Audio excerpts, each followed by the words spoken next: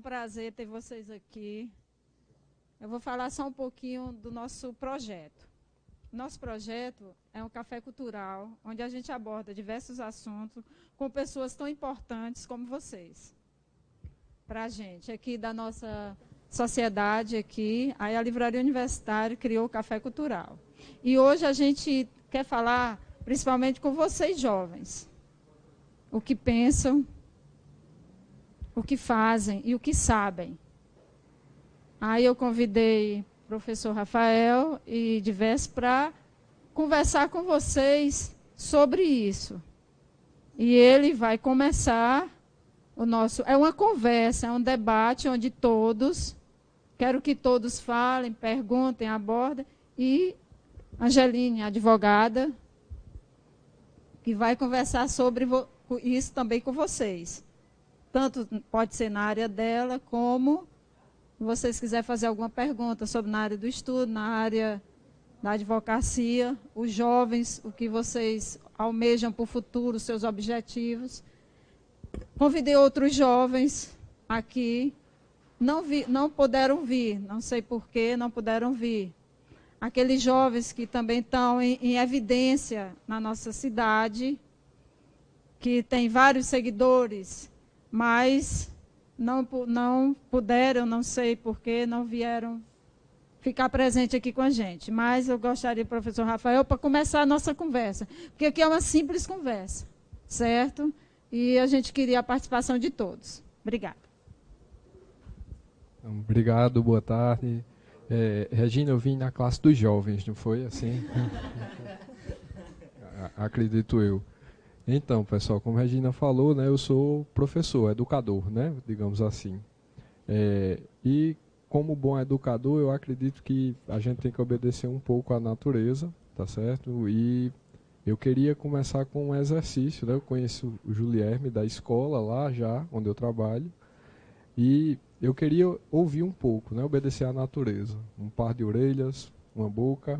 Então eu queria falar menos agora, mas eu queria ouvir mais de vocês a respeito do que cada um faz hoje, né? Em especial. Eu estava até brincando aqui, Julierme foi uma caixinha de surpresas para mim ainda há pouco, né? Quando ele começou a falar de literatura, eu fiquei meio embasbacado, né? Então, vocês querem estipular um sentido para eu conhecer todos e depois a gente pode?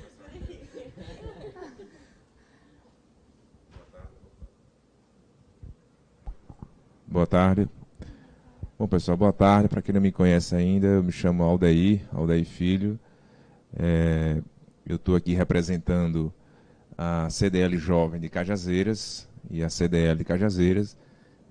Eu recebi o convite através de Alexandre Costa e ele pediu para vir aqui representar ele e o Marcelo, que é presidente hoje da CDL Jovem de Cajazeiras, certo? E eu não estou ainda bem adaptado, não estou entendendo bem como é que seria isso. A princípio eles convidaram para falar um pouco o que é que o jovem pensa, mas acredito que envolvendo um pouco da economia, um pouco da parte empresarial, mas o que eu puder contribuir também em outras áreas, posso expressar aqui minha opinião. Exatamente. A gente queria também, como você, CDL Jovem, saber como é que o jovem está dentro do comércio, está sendo recebido aqui no comércio de Cajazeiras. A gente quer fazer também essa abordagem com você. Como é a procura e como eles estão sendo recebidos. Se já você encontra muitos jovens, se os jovens já estão tendo uma qualidade profissional melhor para várias empresas, para nossos comércios. Eu queria que você fizesse também essa abordagem. Pode ser agora? Pode, se eles estão empreendendo. Sim, sim. Bom, o meu contato assim, com jovens, pessoal mais jovens do que eu, vamos dizer assim, através da nossa empresa, como o Texel. A gente hoje tem um papel, vamos dizer assim, social, onde a gente tem um programa que é o Menor Aprendiz, certo? E a gente já está acredito, no 4º ano, onde a gente já participa desse programa. E todo ano se renova, novos jovens ingressam na empresa, faz um curso no Senac. Isso, você é jovem aprendiz? Isso. E aí a gente passa um pouco do ambiente empresarial da empresa para esses jovens, do comportamento, da postura. E esse trabalho a gente tem, durante esses 4 anos que a gente está com esse programa, a gente tem realmente visto várias cabeças, na verdade. Realmente o jovem, a gente acredita que se a gente direcionar ou conduzir melhor essas cabeças que têm uma capacidade de inovação, que têm um contato melhor com as tecnologias, a gente pode aproveitar melhor. Mas também a gente recebe, tem contato com jovens que têm, vamos assim, ainda uma postura um pouco voltada para o mercado de trabalho, certo? E eu acredito que momentos como esse, onde se discute essa realidade, é importante para realmente abrir a cabeça. Então, eu posso, depois que alguém perguntar qual seria o objetivo principal, a dúvida principal, a gente pode ver essa minha opinião com relação a esses jovens. Mas, a princípio, é isso. O contato que eu tenho é esse. A gente vê que realmente tem jovens que são mais dedicados, outros realmente ainda é um pouco infantil, não estão muito voltados assim, para o mercado de trabalho, não entendem que aquilo ali, às vezes, é a porta de entrada para o mercado de trabalho, que esse histórico todo ele carrega a sua vida profissional, mas tem outros também que já desde o início ingressam na empresa com responsabilidade, com compromisso, alguns a gente até já aproveitou, certo? Mas essa diversidade toda se completa e a gente tenta, de uma forma ou de outra, aproveitar esses jovens na empresa. Ok?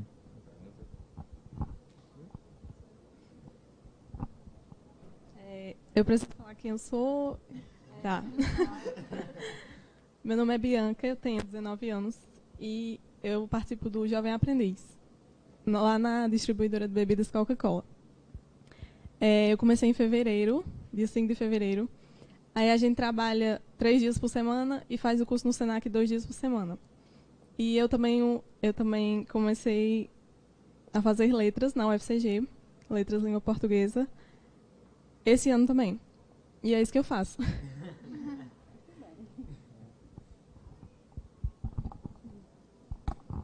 Boa tarde. Meu nome é Ana Maria. Eu sou estudante de serviço social na FAFIC. E o meu ponto de vista, para falar já agora, o ponto de vista. Tá, o meu ponto de vista com relação, enquanto jovem, com relação aos outros jovens, tanto aqui na região e no país, enfim, ao todo, é que, tipo, o jovem, para mim, atualmente, ele é visto de 2 formas. O jovem que é acomodado e, ao mesmo tempo, aquele jovem que já está inserido no mercado de trabalho, que é visto como o futuro do país, que vai fazer a revolução do mundo, tipo isso, não sei se estou certa, mas enfim. E, tipo, muitos jovens atualmente têm problemas de depressão, ansiedade, são mais cobrados atualmente. Eu ainda sinto essa pressão hoje em dia, particularmente, tanto que eu estou nervosa aqui só por falar. Tenho problemas de ansiedade, mas enfim. Há essa cobrança com relação ao mercado de trabalho, que o jovem tenha maior qualificação, seja mais especializado, enfim, cada vez mais surge a pressão, tanto da sociedade, com relação da própria família. Muitas vezes os jovens não têm um apoio que é o principal, que é o da família. Às vezes são muitos criticados. Eu estou no 2º estágio na faculdade. E eu estagio no CREAS, que é o Centro de Referência Especializado de Assistência Social, que é aqui próximo, por trás do Banco do Brasil.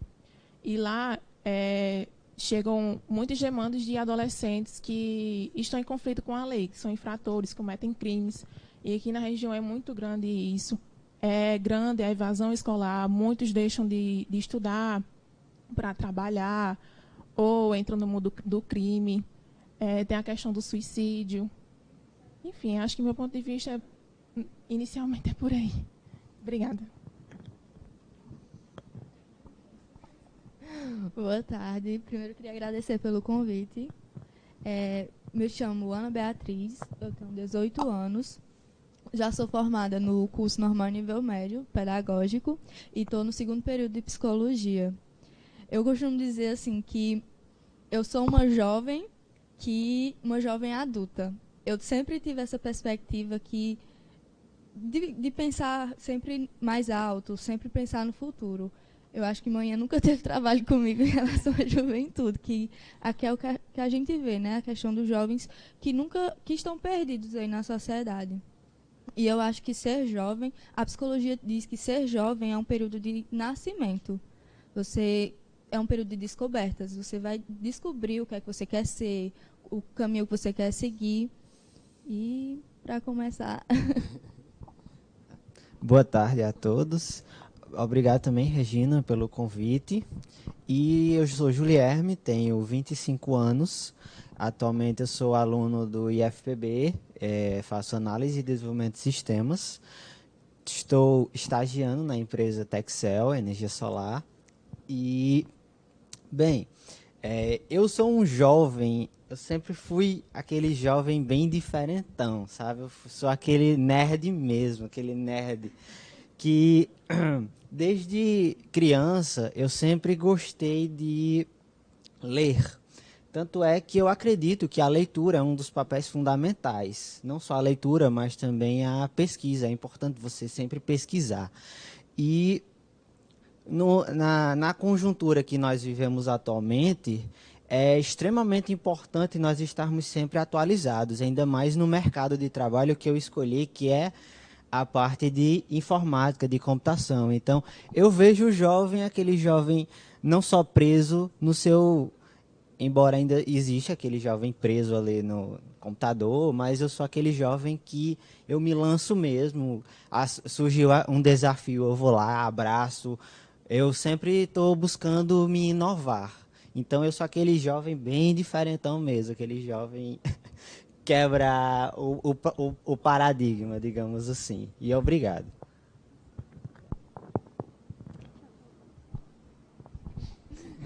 Boa tarde, eu me chamo Denise Vitória, eu tenho 17 anos e faço o curso de Direito na FASP e sou Miss Team Brasil, represento o Brasil agora nas passarelas aí do Brasil.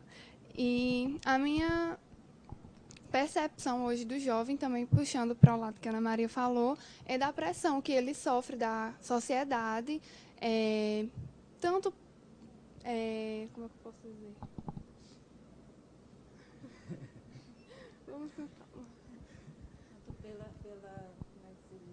Pela força que o jovem tem e acaba sendo mal interpretado, né? Isso. E aí eu também puxo para o meu lado que muitas meninas sofrem preconceito, meninos também sofrem esse tipo de bullying, e aí eu estou desenvolvendo agora nas escolas, junto com a minha equipe, um projeto que é para ajudar essas crianças e adolescentes e jovens que sofrem esse tipo de preconceito, tanto em casa como na escola e no trabalho. Vai falar?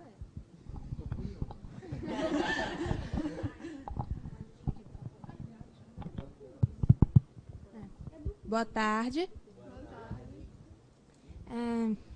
Meu nome é Ellen e, embora não pareça, eu já tenho 20, então não sou mais adolescente, mas ainda estou novinha. Sou bem jovem, sim. O pessoal aqui, eu já conheço Regina, eu já conheço... Desculpa, eu esqueci o nome. Ana Maria, Bia e Guilherme. Minha mãe trabalha no IFPB. Talvez você conheça ela. Assim, o que eu percebo de diferente hoje em dia é o acesso ao conhecimento. Você vê um bebezinho de 2 anos de idade mexendo em celular e em tablet. E quando eu me deparo com essa cena, quando eu vejo o meu afilhado, aquela coisinha fofa, aquele danado, mexendo no celular da mãe dele com a maior facilidade, eu volto atrás no tempo e paro para pensar. O meu pai só conseguiu celular quando ele tinha 30 anos de idade. E era um bem velhinho. Coitado. E hoje ele fica mexendo lá, mas ele não passa tanto tempo no celular como eu e meu irmão passamos. Somos jovens, estamos grudados na internet. E falando em juventude, eu vou usar aqui um pequeno exemplo que eu tenho lá em casa. Um exemplo que tem mania de dormir tarde, que tem mania de ficar comendo porcaria toda hora e adora sair para uma festa. Que exemplo. Mas não se deixe enganar. Ele é um gênio sim, eu digo com toda a certeza do mundo, ele é um gênio. E se Deus quiser, quando ele tomar juízo, ele vai ser o futuro, o da família. Ele está estudando informática agora, lá no IF. E o tanto que esse menino deixa a gente orgulhoso, deixa sim. Só que às vezes assim, eu paro um pouco para pensar e eu fico me perguntando se essas mudanças que aconteceram da juventude de antigamente com a de agora, os tempos modernos, ela tem sido boa.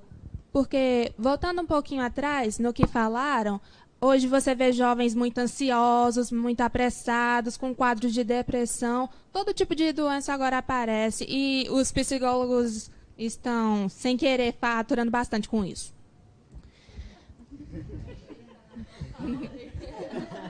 Sem ofensa, viu, Bia?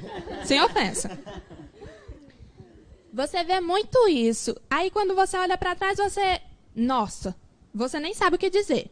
Não, na época do meu pai não tinha esse negócio de tablet, smartphone, celular, sair para rave, sair para balada, de jeito nenhum. Na idade que o meu pai tinha, 17 anos atrás, não, perdão. Quando ele era moço, vou dizer assim, quando ainda não tinha nem barbinha, ele só se preocupava em duas coisas na vida: se profissionalizar e ajudar o meu avô na roça. Ele ralou muito, então, quando eu olho para trás, olhando lá, quando ele era moço, talvez ele não tenha tido tanta oportunidade como tem agora. Ele não aproveitou muito. Ele, desde cedo, ralou. Desde cedo, deu sangue. Trabalhou na roça, trabalhou como garçom.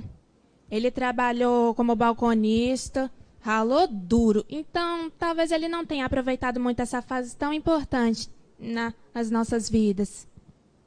Ele teve desde que cedo se preocupar com o seu futuro, com o futuro da família. E hoje eu posso dar graças a Deus que ele conseguiu chegar onde ele queria. Ele se tornou um empresário, tem uma empresa fantástica e é um excelente pai. E um bom marido também. Esse é o meu depoimento. Agora, Angeline, pode... Boa tarde. Obrigada pelo convite e parabéns pela iniciativa. Né? Esses debates, essas conversas são importantes. E dizer que eu concordo plenamente com você, parabéns pelo testemunho. E no sentido de que talvez o seu pai seja... Eu conheço seu pai e sua mãe. Eles sejam essas pessoas maravilhosas, bons pais, um bom marido, uma boa esposa, porque ele viu a dificuldade, ele sentiu, ele não teve facilidades. Não que eu critique, não estou criticando o fato do jovem hoje ter mais facilidades, mas às vezes a dificuldade, o fracasso também ensina. A gente não pode ver o fracasso como uma derrota para sempre. Às vezes o fracasso é nosso conselheiro. Você vai parar e pensar onde foi que eu errei, por que foi que eu errei. Então, eu tenho que começar, eu tenho que fazer diferente, né? E eu fico preocupada com essa questão do suicídio entre os jovens. Essa semana houve um, né? Semana passada, aliás. Essa semana, né? Hoje é sexta, né? Desculpa, é porque às vezes eu sou meio desorientada com datas. Mas, pelo que eu vi, era um menino de 16 anos, né? 16 anos. E daqui. Daqui. Eu vi na reportagem. Pois é, eu acho muito preocupante essa questão. Mas aí eu sou antiga nesse sentido. Eu acho que falta hoje para os jovens mais responsabilidades. Eu acho que eles, como têm em casa, principalmente, muitas facilidades. Né? Eu testemunho isso toda sexta-feira e todo sábado, que a minha tia, para quem não conhece, Concita, tem um restaurante.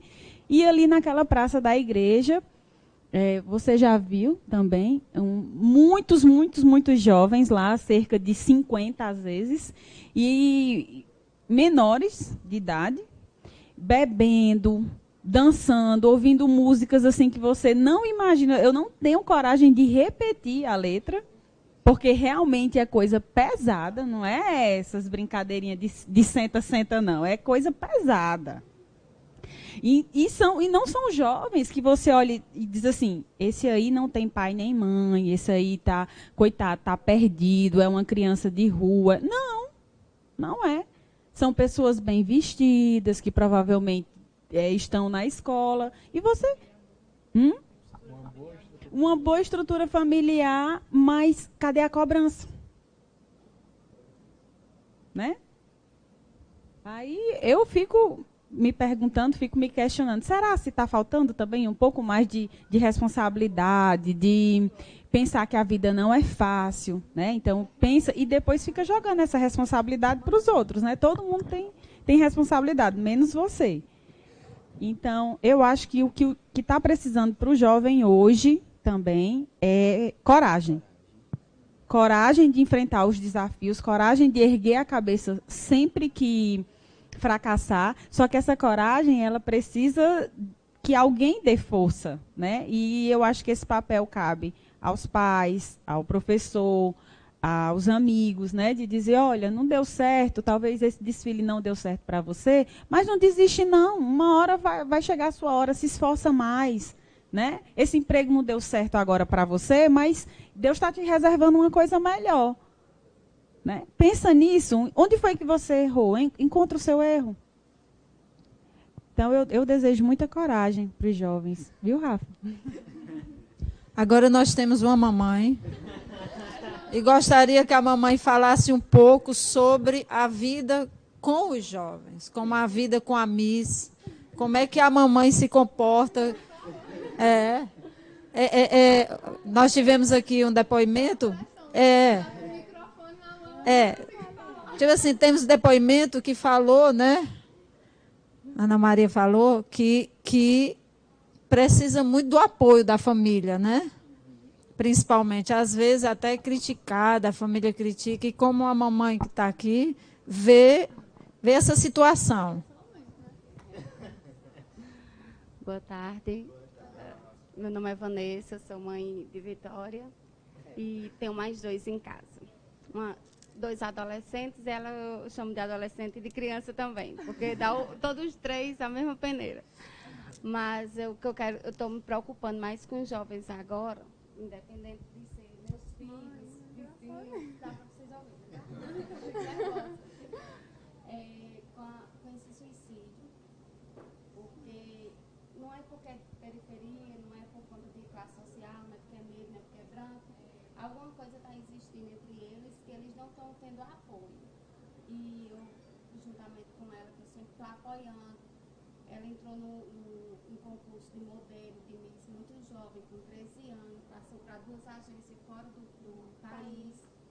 E por a gente ter uma base familiar assim, muito protetora, que a gente sempre acompanha, que eu largo às vezes meu trabalho, largo uma coisa e a gente tem que estar do lado, porque o mercado tem um lado bom e tem um outro lado, e a gente tem que estar focando sempre nela, não no que vem de dinheiro, no que vem de mídia, não, é nela, no bem-estar dela. E a gente decidiu optar pelos estudos. E ela continua aqui em Cajazeiras, já ouvi piada dizendo assim, a qualquer lugar no mundo era melhor do que ela estar em Cajazeiras. Donos de agência já me disseram isso. E eu digo o contrário, o melhor do mundo é Cajazeiras, porque está a família dela, está a base dela, os estudos dela lá na faculdade, porque ela tem que ter uma segunda opção. Se ela cair ou se machucar, ela não vai ser a modelo, não vai desfilar. Então ela tem um curso de direito. Acidentes acontecem e a gente tem que estar preparado para qualquer coisa. Como mãe, eu apoio meus filhos. Eu como dizer que, assim, eu tenho outra que ela quer ser radialista. E já faz programa numa rádio, tem 11 anos e eu vou e me dobro, acompanho ela, acompanho esse. O outro é youtuber. Porque a cultura é assim, YouTube é para quem tem o que fazer, asilados. Se você der um instrumento para a criança, mas isso não dá dinheiro. Isso aí vai para esse menino para estudar. Não, eu apoio eles, independente do que eles queiram ser. E E eu quero estar sempre assim. Enquanto eu tiver saúde, eu quero acompanhar eles. E agora a gente vai criar esse projeto, a gente vai colocar em prática, principalmente nas escolas públicas, porque eu acho que a demanda está muito grande lá. Vitória desse jeito, mas já sofreu bullying, já sofreu, já chorou, já quis abandonar os concursos por conta de bullying. E isso aí acontece com outras pessoas que também não têm estrutura familiar. Mas ele vai falar no microfone. Que coisa boa. A mãe deu os depoimentos dela sobre esse meio desse jovem. Agora eu gostaria de começar nosso debate e saber, vou passar para o professor Rafael, o que pensam, que o jovem pensa. Gostaria de jovens, vocês, dar o depoimento realmente, o que pensam. Hoje, o ontem, o amanhã, o que fazem e o que vocês sabem. Vamos agora começar realmente buscar lá do aquele íntimo mesmo, realmente o que fazem. Eu fui falar um dia no local, aí eu perguntei, o que vocês sabem? Que vai ter uma festa próxima. Aí eu disse, não é bem essa festa que nós queremos ouvir. Eu quero ouvir o objetivo de vocês. Eu quero ouvir que vocês vão ser um jovem do futuro. Fazer a diferença. E ser a diferença. Pode pegar.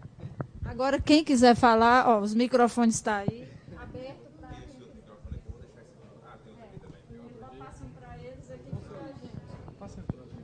Está sendo transmitido pelo Facebook e em breve vai para o nosso canal. A gente está agora ao vivo no Facebook. Está aqui, ó.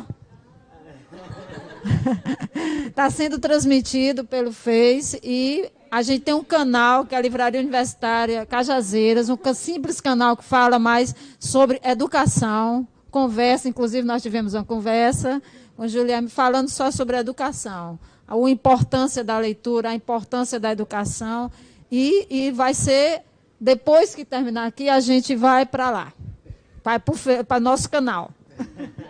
Então, já que eu vi todos, né, agora eu vou dar minha pequena contribuição.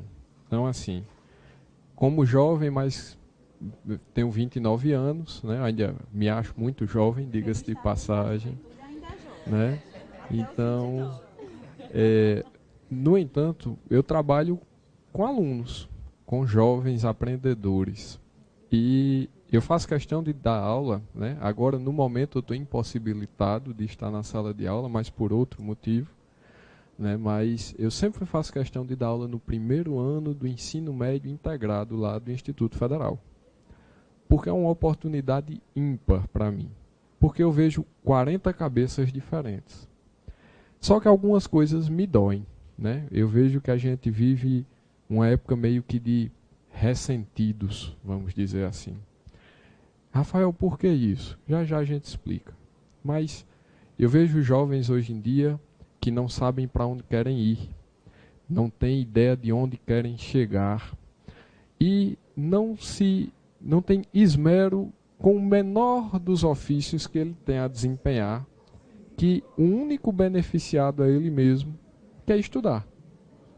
Porque tem tantas outras coisas. Eu tenho um aluno que trabalha ajudando o pai, então eu tenho certeza que isso é mais importante para o núcleo familiar dele do que ele está estudando. E se ele estuda é para benefício próprio, mas eu não vejo esse cuidado. Então, e dizer assim, não, é por falta de auxílio, mas lá na escola, né, Julierme, para quem precisa, nós damos almoço, janta, nós damos a farda, o material escolar, o aluno quer ir para um congresso, nós pagamos, o aluno quer fazer uma visita de campo, idem. Então, o que é que está acontecendo que essa pessoa está desperdiçando o dinheiro público dessa forma?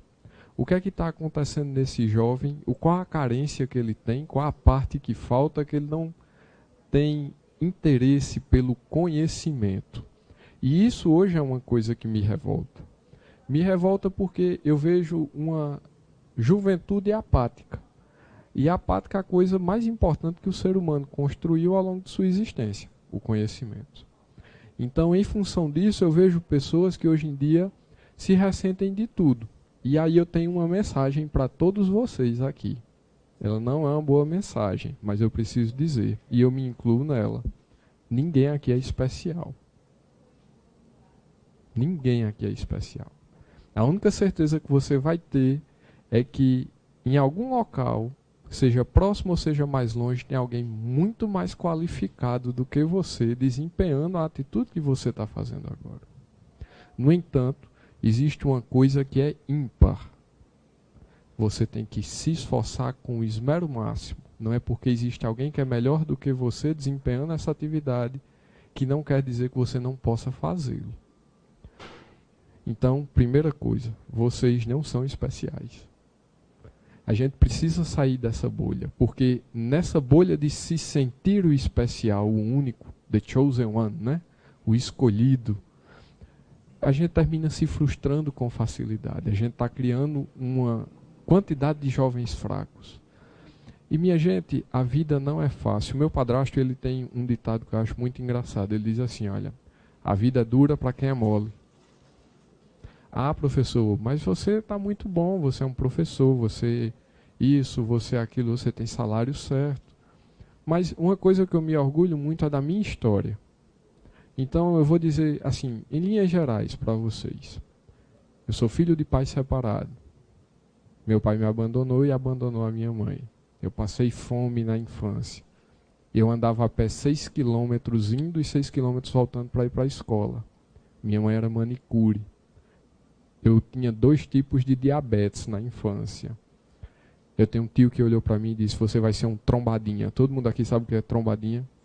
Meu tio disse que eu ia ser um trombadinha. Mas ainda assim, a minha mãe ela nunca deixou de apostar em mim. Ela dizia, estude. Minha mãe sempre provocou em mim uma coisa chamada o anseio pelo conhecimento. Estude, vai dar certo. Não queira saber como, acumule conhecimento. E assim foi. A gente deixava muitas vezes de comer para pagar a mensalidade da escola. Depois a gente descobriu que o meu rendimento escolar poderia ser usado para abater a mensalidade da escola. Isso tem nome, é meritocracia. Não é preciso ter nascido no melhor lugar para ter acesso, não. Então, fizemos isso. Passei em 3 processos seletivos seriados. Não era Enem na minha época. Né? Passei para física, 2 para engenharia, cursei engenharia. As duras penas, ia a pé para a faculdade, as coisas não mudaram, até que eu consegui uma bolsa para ser monitor na faculdade. Aí, o que foi que eu fiz? Mudei de vida, comprei uma bicicleta para ir pedalando. Aí, depois de 1 ano como monitor, eu fui selecionado num processo chamado PIBIC. Eu não sei se vocês já ouviram falar, que é um programa de iniciação a bolsas, né? De iniciação científica. Então, eu fui bolsista do PIBIC. Melhorou muito mais a minha vida. Eu saí de R$180 de bolsa para 350. Sabe o que foi que eu fiz? Passei a comprar livros. Olha que interessante. Eu podia ter comprado roupa, eu podia ter comprado calçado, eu podia ter feito qualquer outra coisa. Eu comprei livros. Porque a minha ânsia ela era pelo conhecimento. Aí eu terminei minha graduação em 4 anos. E eu acho importante a gente frisar isso. Uma instituição lá de São Paulo reconheceu e mandou um prêmio. Melhor aluno a se formar no país com ênfase em metalurgia. Mas olha, filho de manicure, passava fome, andava a pé. Sou de Campina Grande. E em seguida eu fui fazer o mestrado, mas as coisas não eram fáceis, era rimo de família, né? Eu não sei se vocês sabem, mas quando a gente se forma, a gente não ganha salário junto não, né? Então, eu tive que trabalhar, mas eu queria ser professor, eu sempre tive o anseio de ser professor, eu me formei com 22 anos. Então, quando eu me formei, eu fui trabalhar, mas eu fiz o meu mestrado junto. Fui bolsista do mestrado, trabalhava na indústria. Aí depois eu fui trabalhar na Anvisa, lá em Brasília. Terminei meu mestrado em 1 ano. Aí o pessoal na Anvisa estava só, você vai ter que viajar para a China, para o Japão, eu dei andar de avião. Aí eu pedi demissão, me chamaram de louco. Aí fui para o Senai. Trabalhei 6 meses no Senai, daqui a pouco estava numa faculdade particular, na Maurício Nassau. Durante esse tempo eu já fazia doutorado. Com 25 anos de idade eu passei em primeiro lugar no concurso para o IFPB, para ser professor. Mas não só tem acesso quem tem todas as condições ideais. Veja, a rimo de família. Eu não tinha tempo para estudar para o concurso. O estudo foi tudo aquilo que eu construí ao longo da vida, porque eu sempre tive anseio pelo conhecimento, eu sempre anseiei ter conhecimento. Então, hoje em dia, a gente vê muito isso, pessoas que se vitimizam demais em função da situação em que se encontra, que olha apenas para a sua situação, às vezes esquece de olhar para o lado. Tem uma pessoa numa situação muito pior. Então, assim, o que eu vejo hoje em dia é essa apatia ao conhecimento. Nossa sociedade ela só vai mudar, tá certo? Quando a gente tiver pessoas que realmente têm anseio por saber de alguma coisa. Não necessariamente precisa ser um médico, pode ser um radialista, pode ser um youtuber, um comunicador.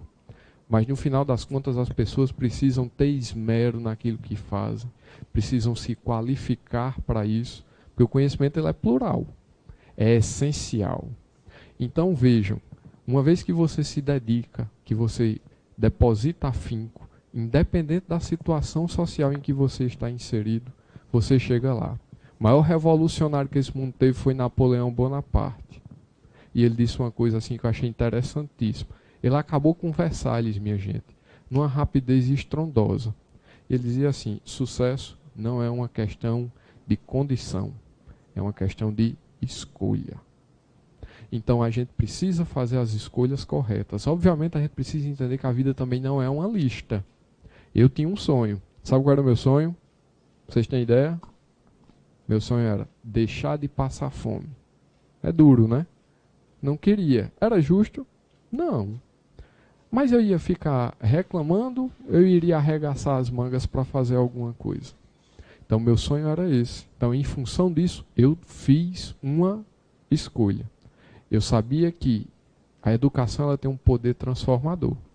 E quando eu me formei, aí isso foi uma coisa que, para fechar esse primeiro momento, tá certo? Que eu notei assim, foi o seguinte. Existe o poder transformador da educação e existe o poder transformador do trabalho. Eu fui dono de empresa. Eu abdiquei por causa do sonho, eu sempre quis ser professor. Veja, eu abri uma empresa com um capital, sabe quanto? R$1.000. Uma empresa de consultoria. Vivia melhor do que eu vivo hoje no IFPB, diga-se de passagem. Mas eu procurei empreender, eu procurei fazer. Eu nunca me ressenti. Então, a questão de fazer o mindset, fazer as escolhas adequadas, né? Você ter consciência de onde você está e para onde você quer ir, isso é essencial na vida do jovem. Então, uma primeira lição para esse momento é: saibam aonde querem chegar. Sonhem alto, no entanto, com os pés no chão. Já dizia Humberto Gessinger, né? Desse jeito. Então, para isso, a gente precisa pensar, nesse momento, um pouco como engenheiro. Tem uma meta ousada e distribua as metas em metas menores. Eu queria ser professor, então eu sabia que eu tinha que fazer uma graduação, um mestrado, um doutorado. Então, assim, minha gente, sempre que você sabe para onde quer ir, independente da situação em que você está, não se vitimize. Sua família pode ser desestruturada. A minha era, eu passava fome, meu pai, eu cresci sem ter a referência de um pai, eu não sabia nem barbear, para vocês terem ideia.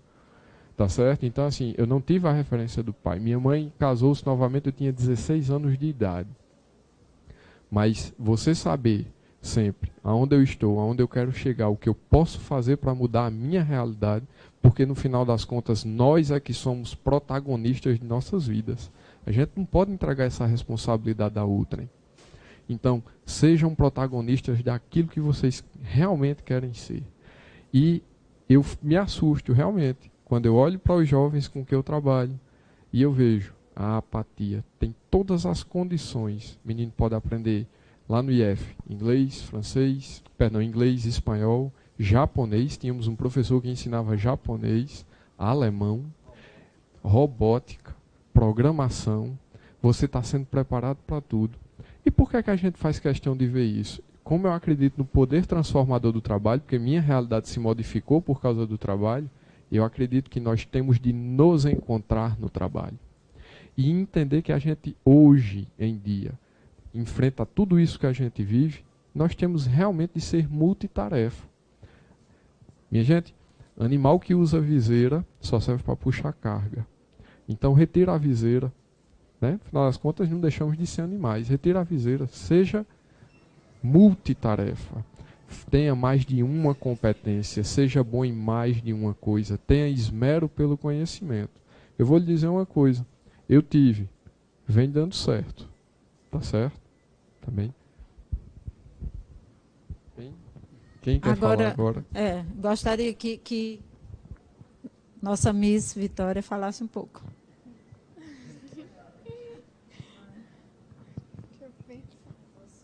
Você viu já o professor falando, o que você pensa, o que você almeja? Pronto, assim, no caso dela, as dificuldades que ele enfrentou, ela já não encontra, né? Já é outras dificuldades. Sim. Já tem outras dificuldades, como jovem, não tem aquela que impedia você. Sim, é como ela falou, né, que não são as mesmas dificuldades, que nós temos uma facilidade não tão grande comparada porque nós temos novos desafios cada dia que passa. Então, eu acredito, assim, que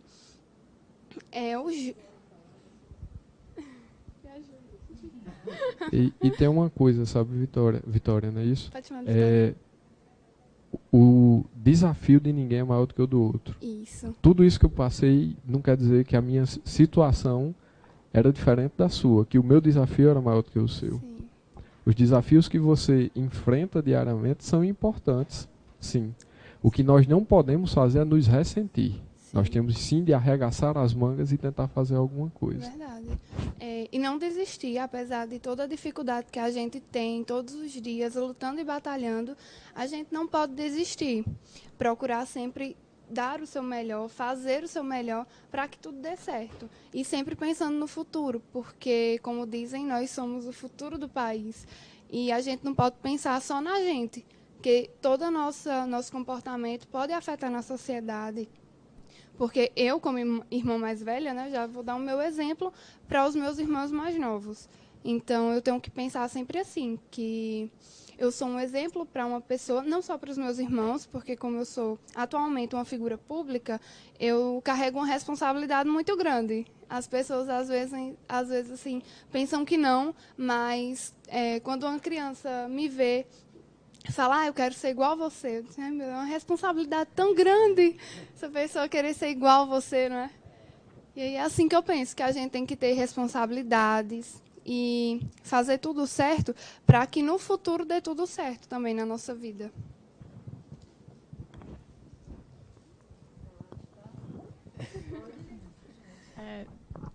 Como é teu nome? Que eu esqueci? Rafael falou a questão da frustração. Acho que a maioria da gente se frustra no meio do caminho que a gente faz na vida. Tipo, eu, como também a maioria de vocês, teve pais que muitas vezes deixou de estudar para ajudar os pais, de trabalhar, enfim. Vou falar agora particularmente por mim. Eu tenho pais que, desde me conheço por gente, eles sempre me influenciaram a estudar, a procurar também mais, conhecer, estudar, enfim. Mas também, desde que eu fiz meu primeiro vestibular, eu já me frustrei. Porque eu, enquanto mulher e outras meninas também no ensino médio, na educação, enfim, quando a gente está estudando, a gente já idealiza. Quando eu me formar, já vou ter meu emprego, depois vou me casar, vou não sei o que, aquele futuro já maravilhoso, assim, perfeito. Não é bem assim. A gente tem que, como você falou, botar os pés no chão. Não é que a gente já vai ter tudo pronto e... quem dera que a gente conseguisse já tudo pronto, tudo maravilhoso, só seguir em frente. E também tem a questão justamente quando a parte da frustração leva ao suicídio. Muitos adolescentes, crianças, jovens acabam se frustrando e isso leva já ao suicídio, à depressão e várias outras doenças, como também ela citou. E hoje em dia existem várias doenças que a gente, anos atrás, nem tinha noção do que se tinha. E tem a parte também, questão assim, de mulher. A gente tem que agradar socialmente, tem que agradar aos pais, agradar a todo mundo, seja na questão de aparência, em questão ter o currículo perfeito, aquela coisa toda. É como a gente está dizendo, muita pressão sobre uma pessoa só. Acho que é basicamente por aí. Uma coisa que eu acho muito interessante, eu não me recordo do psicólogo especificamente, mas ele disse que a função dos pais é frustrar os filhos. Porque no final das contas é uma preparação, né? Nós vivemos, nós, enquanto seres humanos, né, nós vivemos de replicar e incrementar o conhecimento ao longo do tempo. É isso que nos diferencia dos demais animais. Então, o que é que acontece? Hoje em dia nós temos uma geração de pais que estão criando filhos fracos, porque eles não são capazes de frustrar os filhos. E por que eu digo isso? Porque eu testemunhei, tá certo? Muito próximo de minha família, uma criança que toda a sua família tinha um aparato financeiro e essa menina nunca tinha ouvido o que era um não. Eu quero uma boneca, tome. Ah, eu quero aquilo. Não, não, tome então. Então, dizer não, exercer o não é muito importante, porque você vai levar vários não da vida. E eu fazia questão de enfatizar, e chato inclusive, né, com as pessoas da família dessa criança, de dizer, olha, vocês precisam fazer isso, porque Letícia, ela tem todos os pré-requisitos da nossa sociedade. Ela é uma menina bonita, do cabelo liso, né, o estereótipo, né, que tem os olhos claros, estuda numa boa escola, o pai tem condição financeira. Enquanto vocês estiverem aqui para prover todos os anseios dela, é uma coisa. Só que qual é o problema? Veja, por mais bonita que ela seja, mais educada que ela seja, indo pela ótica de que sempre vai ter alguém melhor do que você já imaginou quando ela se apaixonar pelo primeiro amiguinho da escola e o menino disser assim, não quero. Será que essa pessoa vai entender o que significa essa palavrinha tão pequena? Não. Então, hoje em dia, nós precisamos entender isso. Ele, como empresário, né? Você é empresário, não é isso? Ele, como empresário, ele encontra vários gargalos. Foi fácil crescer? Não. Então, assim, todo mundo encontra gargalo. Todo mundo tem suas dificuldades. Ninguém é melhor do que ninguém, apesar de que existe, sim, realmente, aquelas pessoas que têm um conhecimento diferente, mas cada um tem sua competência. A normalidade, ela não é um padrão. Para mim, que sou professor, inclusive, eu acho a sala de aula um espaço injusto. Por quê? Porque a gente dá uma aula padrão quando todo mundo aprende de uma forma diferente. Tem aqueles que têm maior facilidade para uma área do conhecimento, tem outras que não têm. Estava conversando, olha, veja, eu sou engenheiro, mestrado, doutorado, sou diretor do Instituto Federal, 500 coisas. Eu não consigo tocar violão. Eu estava dizendo para um aluno meu hoje, do primeiro ano, eu disse, eu lhe invejo porque eu não consigo tocar violão. Eu estou acabando a cabeça dos dedos. Então, ele tem uma competência que eu não tenho, ele é melhor do que eu naquilo. Na soma geral, somos realmente seres humanos. No entanto, cada um tem sua competência numa determinada área. Mas a gente precisa entender isso. Julierne é boa em programação, ela vai ser boa em psicologia, você, se Deus quiser, vai ser um excelente assistente social, né? Mas assim, então, a gente precisa entender isso. A vida de ninguém é fácil, né? É muito difícil realmente, mas é não linear, né? Não existe uma receita, não é uma lista. A única coisa que a gente tem de ter, a Angeline vinha falando lá no começo, quando estava conversando do livro com o Julierne, palavrinha mágica, resiliência. Tem essa parte que eu acabei de falar, que é a gente não é melhor que ninguém. É necessário que a gente apoie um ao outro. A primeira coisa que a gente julga muito ao próximo. Vê o problema do outro e fala, mas isso aqui eu estou passando e não sei o quê, você não está passando por isso, você não sabe como é. E subsequentemente vai frustrando aquela pessoa, depois outra, e assim vai um atrás do outro, julgando um ao próximo. Não tem aquela empatia, ninguém se apoia. Não é porque uma pessoa faz medicina. Sempre que uma pessoa passa no vestibular de medicina, é aquele oi. Ai, meu filho passou em medicina, eu passei em serviço social, povo. O que é serviço social, minha filha?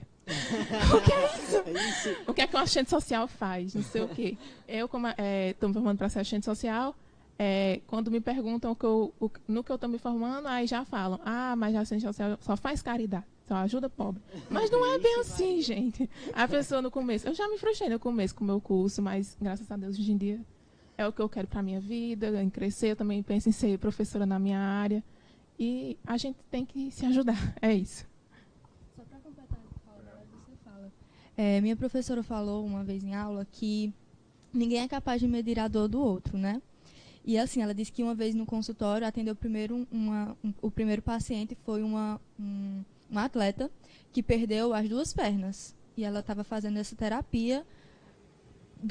Imagino o quão difícil foi para esse atleta, né? o segundo paciente dela era uma menina que veio chorando em lágrimas com o término de um relacionamento. Ela disse assim, eu podia muito bem dizer, mulher, se tu soubesse o primeiro cliente que eu tive aqui, meu Deus, isso não é nada. Mas a gente nunca sabe o quanto aquele outro, o que aquele outro está passando, qual é a dor. A gente nunca tem essa noção, só quem sabe mesmo é a gente. Bom, pessoal, eu estou gostando muito aqui do nível do debate, até surpreso também, com realmente muitas qualidades, jovens aqui, com cada um com seu potencial, e a sua trajetória, não lhe conhecia, é muito bacana, inspiradora. Eu acho que isso aí é uma referência, né, para os jovens. A gente tem que realmente procurar se inspirar nessas pessoas que, dentro de um cenário diferente do nosso, por exemplo, mas que realmente conseguiram vencer, né, assim, através da autorresponsabilidade. Assim, a pessoa realmente escolheu fazer diferente, estudar, enveredar pelo caminho do estudo, da qualificação, e aí a gente sabe que é possível, né, tem provas disso.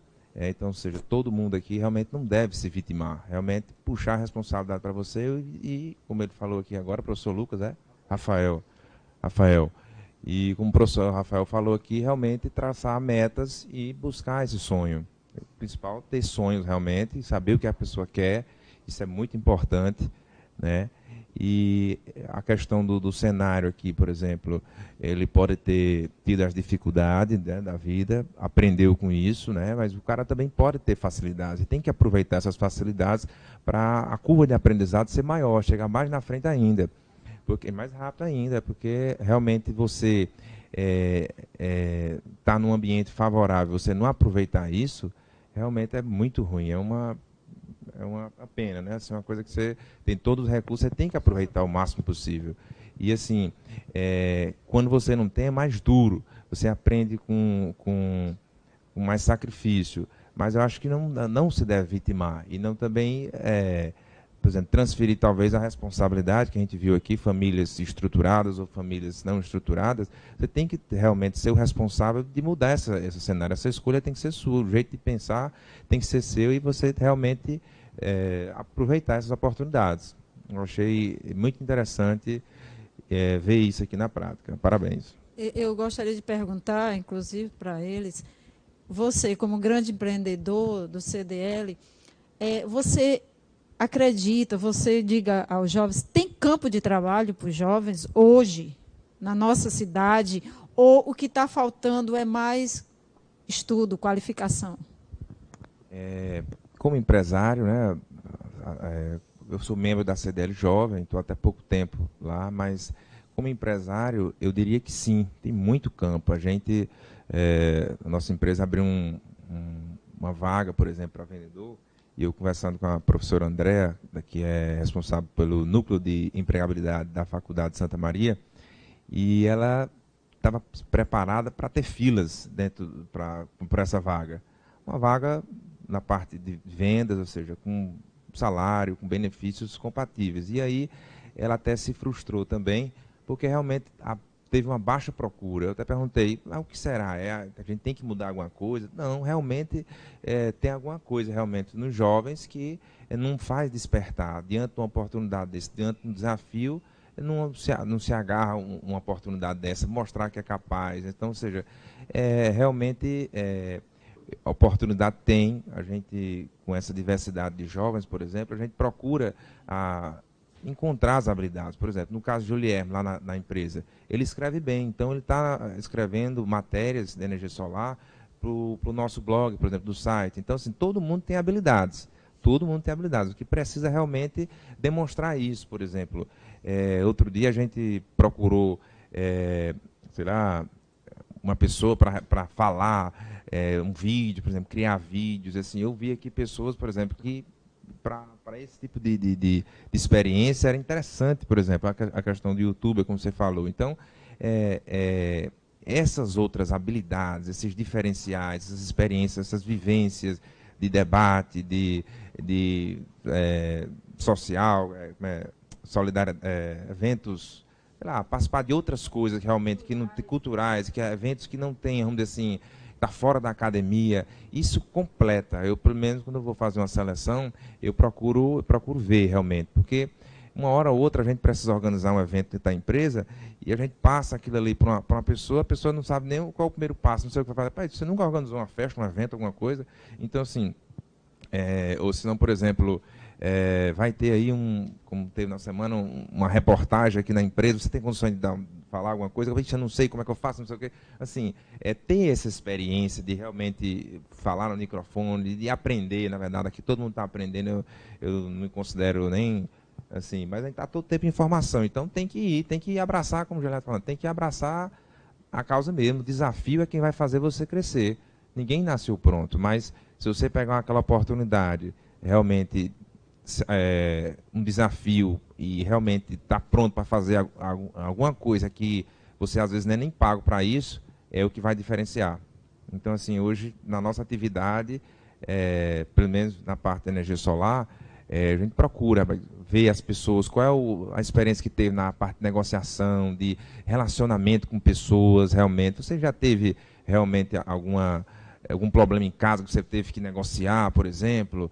Não é obrigado a pessoa a ser super vendedor, não, mas com essa trajetória e a pessoa realmente aproveitando essas oportunidades e entendendo que cada etapa que você está vivendo é um aprendizado, então você, para o mercado de trabalho, eu acredito que é reconhecido, né? Não sei se por todas as empresas, mas uma habilidade extra. Outro dia a gente precisou fazer um São João lá na empresa e rapidamente o pessoal que toca instrumentos lá, entrou lá e a coisa funcionou. Então, ou seja, lógico, ele não foi selecionado para aquilo, mas diante de uma habilidade dessa, ele já mostra um potencial diferente, né? Uma língua a mais, um idioma a mais, não se acomodar. O cara que está ali faz... aquela oportunidade, o vendedor vai ser vendedor. Não, no dia que Regina faltar vai ser gerente, no dia que outra pessoa faltar, você tem que ter essa habilidade. Né? E nesse sentido... Se acomodar, aí não tem como ser bom. E a gente fazer a nossa parte. E nesse sentido, pessoal...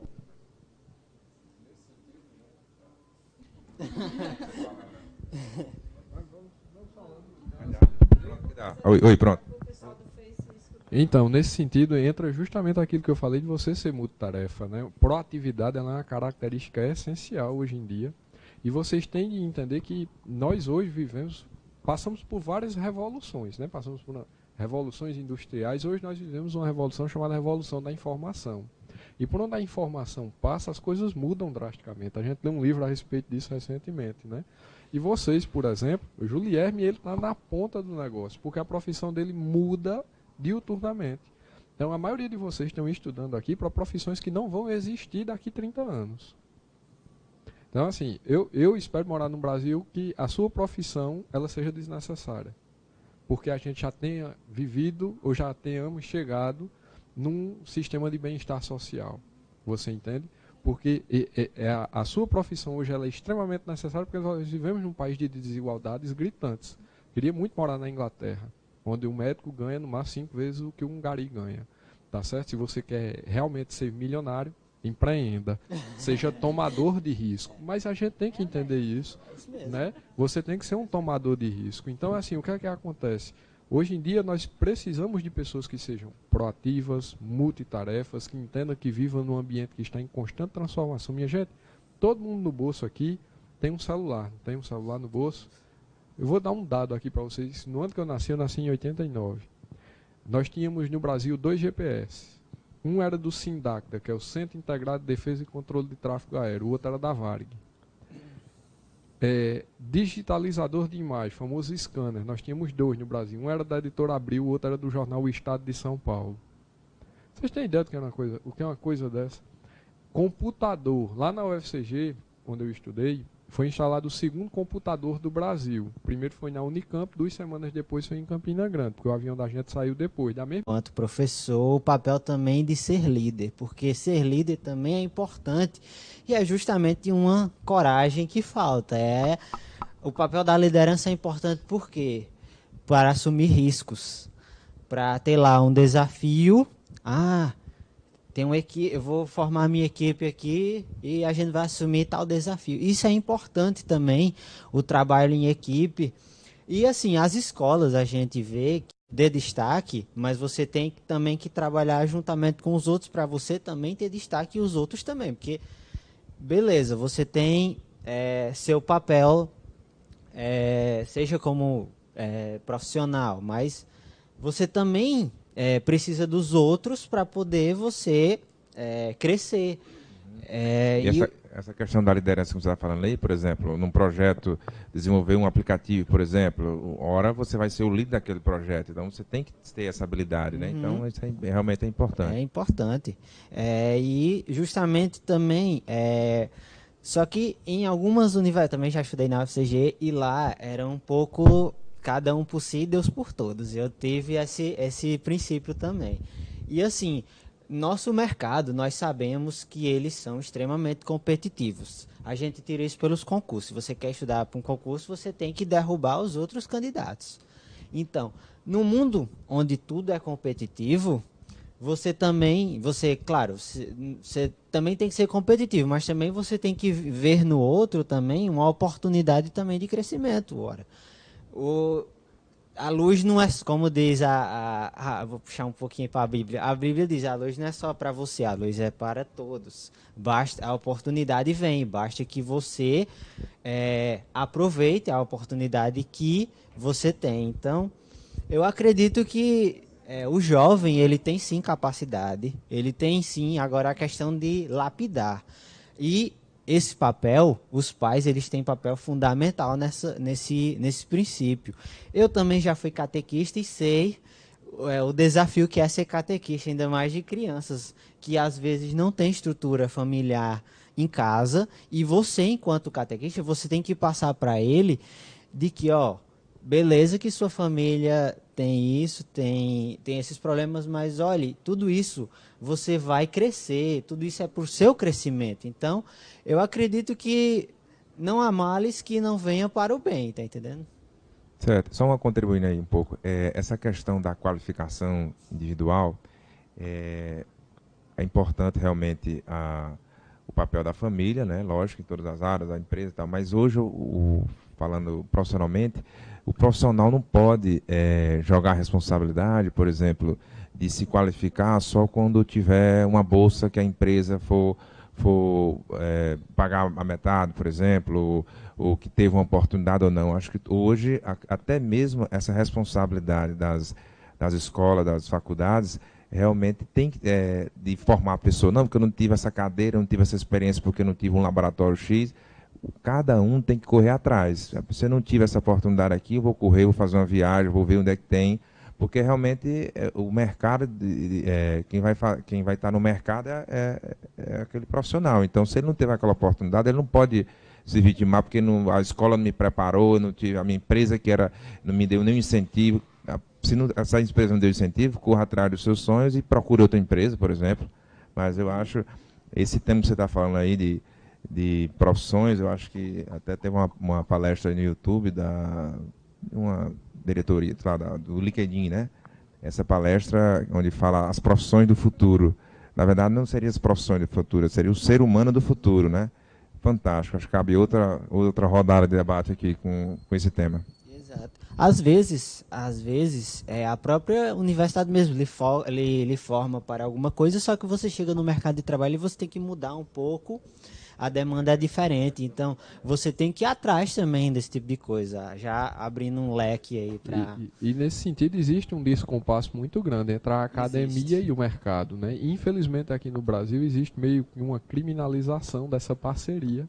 Eu digo que eu tenho colegas que vêm dessa forma, né? Você acha que a academia, se vincular junto ao mercado, ela está se vendendo, quando na realidade esse descompasso deveria ser o contrário.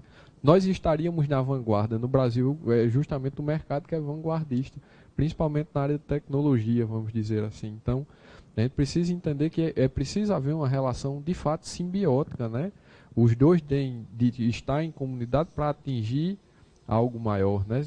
Isso em todas as áreas, não basicamente na tecnologia. E essa questão, Julierme, assim, de você procurar fazer por fora, adquirir outras competências, minha gente, o conhecimento muda. A gente já teve gente que pensou que a Terra era plana.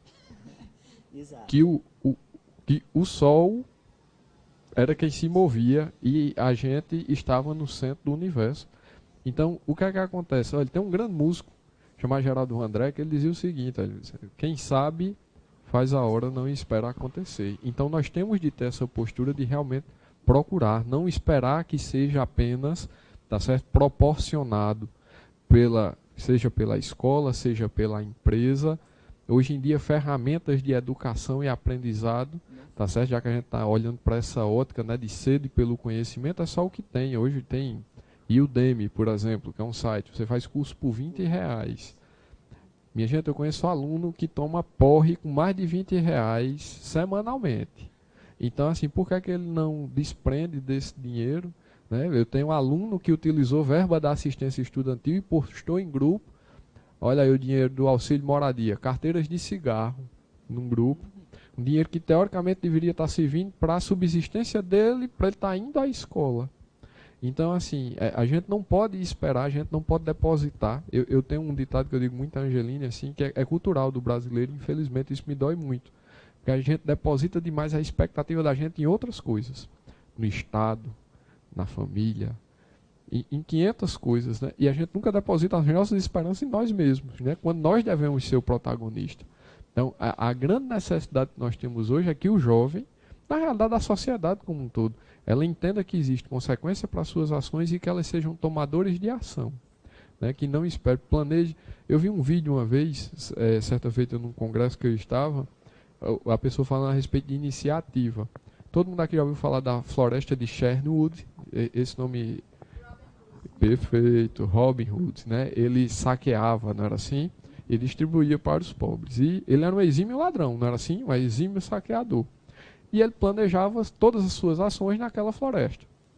E no vídeo ele mostrava assim personagens que era a representação do João Pequeno, que era gigante, do Frei Tuck, do próprio Robin Hood, né? Aí cada um fazia um som de um pássaro diferente. Ia passando uma carruagem pipada de ouro. Aí e o outro fazia outro passarinho e ficava se olhando como quem diz: toma uma atitude, toma a iniciativa. Aí no final a carroça sai da floresta. Aí aparece uma mensagem assim, né? Não basta apenas planejar. Então, nessa ótica, hoje em dia nós temos técnicas de gerenciamento do esforço particular. Scrum, por exemplo, né? Uma metodologia de gerenciamento ágil de projeto. Pode ser seu projeto de vida, inclusive. Tá certo? Onde as pessoas trabalham com metas, tempos fixos, tá certo? Se dá a liberdade de errar, porque a gente tem muito medo de errar. E às vezes nesse medo de errar a gente tem medo simplesmente de fazer. Eu costumo, quando eu assumi a direção de ensino lá do campus, eu disse aí, fiz a primeira reunião, fiz com a maior área e com a mais importante para mim. E veja que eu sou engenheiro, mas para mim a área mais importante do campus é a área de formação geral. Porque ela que aborda o núcleo comum. Português, matemática, história, geografia, filosofia, sociologia, física. Então o que é que acontece? Eu fiz a reunião com eles e eu disse: minha gente, eu quero pedir a vocês uma coisa. Eu sou muito novo, eu estou começando agora. Me dê o direito de errar, mas pelo menos me deixe tentar. Porque o sinal é que se a pessoa nunca errou, uma coisa eu vou lhe dizer, ela nada fez. Tá certo? Então, a gente precisa se valer disso. Nossa mocidade, ela promove isso. Nós podemos nos dar o luxo de errar. Voltando àquele tema do jovem que... passou agora o sentido. O jovem fraco. Eu cheguei um pouco mais cedo e estava olhando os livros aqui na estante. E teve um que o título me chamou bastante atenção, que dizia assim: ostra feliz não faz pérola. Eu vi ali. E eu fiquei intrigada com esse título e comecei a folhear o livro. E ele falava justamente você tem que se permitir passar pela dor para poder florescer, para poder fazer pérolas, né? E eu acho que o jovem não se permite a isso. Pesquisas afirmam que a depressão vai ser a doença do século XXI, que já é, né? E que em 2030 vai ser a primeira, assim, estará em primeiro lugar. E assim, o que é que tá em 2030 a gente pode perceber que será nós jovens, hoje jovens, e o que é que está acontecendo com esses jovens? Levando a reflexão maior, Hoje os jovens, quando eu estava conversando com a Ana Maria antes de começar aqui, estão mais ligados a crescer no Instagram, crescer com números. Porque se a gente for levar em consideração, eles não são felizes com aqueles números. Eles estão mais ligados ao que a sociedade vai ver. Ah, eles estão vendo que eu tenho 1 milhão de seguidores. Ah, eles estão vendo que meu feed é bem organizadinho. Porque hoje é isso, né? Mas eles não são felizes com aquele feed organizado. Às vezes vão para um lugar bonito, bacana, e deixam de aproveitar aquele lugar para estar tirando foto, porque mais tarde eu tenho que postar no Instagram. Então, essa depressão de 2030, que será em primeiro lugar, vem a isso. O jovem não está se permitindo ser feliz. O que ele se preocupa é mostrar para as pessoas que eu estou feliz. Bom, pessoal, eu cheguei... O bonde estava andando, mas eu não espero o bonde passar, não. Eu entro no bonde de qualquer forma, correndo. E quando a Regina me falou, eu tinha um compromisso antes e esqueci. Aí saí do compromisso correndo para cá. E vinha vendo, acompanhando pelo celular, quando você estava falando que lá na Santa Maria abriu uma vaga para o pessoal, para os jovens ir lá, e ela se decepcionou, a Ana, porque teve pouca procura, né? E aí eu, tentando costurar aqui o que eu estou ouvindo, a qualificação hoje depende muito do entusiasmo que se tem dentro de casa. Que entusiasmo eu tenho para estudar, para ser alguém? O que é que eu quero ser? Antigamente, minha mãe dizia, meu filho vai ser médico. Meu pai dizia, meu filho vai ser militar. Meu pai era militar. Então, eu seria o que os meus pais queriam. Eu não tinha direito de escolha. Eu tinha direito de tatuar o meu desejo no desejo dos meus pais. E aí, muita gente passou por isso e se deu bem, muita gente se deu mal, né? Porque a individualidade, uma hora vai ter que prevalecer. E na época eu estudava no colégio militar, por conta do meu pai, forçado a estudar no colégio militar. Veja que ironia, né? O melhor colégio de Fortaleza na época, e eu era forçado a estudar no melhor colégio. Eu deveria ter aquilo como uma honra. E realmente foi bom. Aprendi muita coisa, trouxe de lá muita coisa. Mas eu não queria ser militar. Eu não queria ser igual ao meu pai, eu queria ser igual a mim. E quem era eu? Eu não sabia ainda. Eu só sabia o que eu não queria. O que eu queria ainda, eu iria encontrar no meu tempo, no meu amadurecimento, e com o tempo iria aparecer, em algum momento, né? Então eu entendi cedo que eu teria que ser alguém. Agora, esse alguém era eu mesmo que teria que construir. E eu tinha incentivo. Meu pai comprava livros, e aí eu sempre convivi com livros em casa, sempre. Foi uma coisa que eu acho que é uma gratidão muito grande que eu tenho a ele. Ele me ensinou a gostar de poesia, meu pai, e minha mãe não tinha o ensino que meu pai tinha, mas tinha aquele espírito de leão, de defender os filhos. Então eu herdei uma aproximação pelas humanidades com um espírito de leão. Então eu tinha que vencer as minhas adversidades, que era a pobreza. Então, como sair da pobreza, ser alguém na vida, se as condições estruturais eram inadequadas, iriam me impedir de chegar à frente. Jogava bola na rua e tal, e meus colegas ficavam numa garagem estudando, e eu jogando bola. Aí quando era véspera do vestibular, alguma coisa do tipo, eu estudava lá uns 2, 3 dias, e na hora do resultado eu passei, e meus colegas que ficaram estudando na garagem não passaram. E eles disseram, por que que você passou? Ficaram sem entender. Eu dizia, porque eu tinha o hábito de ler, em casa eu já lia, em casa eu tinha intimidade com os livros, e vocês não, vocês foram treinados, a coisa da equipe, né, para aquele objetivo ali imediato. Eu não, eu estava querendo conhecer o mundo. E o mundo ficou muito maior quando eu entrei na universidade. Mas aí, como é teu nome? Julierme. O Julierme falou, temos que formar lideranças. Não, a gente não tem que querer ser líder. Imagine aqui, se nós fôssemos aqui uma turma de liderança, né? A gente tem que formar solidários, seres solidários. A liderança é uma coisa natural, que não pode ter um sentido de autoridade. Em dado momento, alguém vai se julgar líder e vai dizer, não é bem assim, e aí vai começar a impor essa vontade do líder sobre os demais. Então, quando a gente aprende a ser solidário, a liderança passa a ser uma coisa natural e compartilhada até, né? Então, eu aprendi a compartilhar aquelas coisas com as outras pessoas que sabiam mais do que eu. E aí, às vezes, eu sabia mais e aí eu colocava as coisas.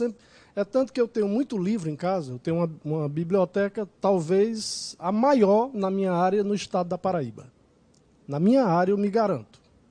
Então, quando alguém na universidade diz assim, rapaz, tu tem livro tal? Eu digo, tenho. Me empresta? Eu digo, empresto. Aí vou lá, quando eu vou procurar o livro, geralmente está associado tematicamente, aí eu levo mais de um, levo um e mais uns 2 ou 3 sobre aquele assunto, e digo, olha, esse aqui também fala sobre isso e tal, entendeu? Então, isso eu aprendi fazendo, a ser solidário. Por quê? Porque na minha carência de infância, na minha carência de adolescente, eu não tive solidariedade dos outros.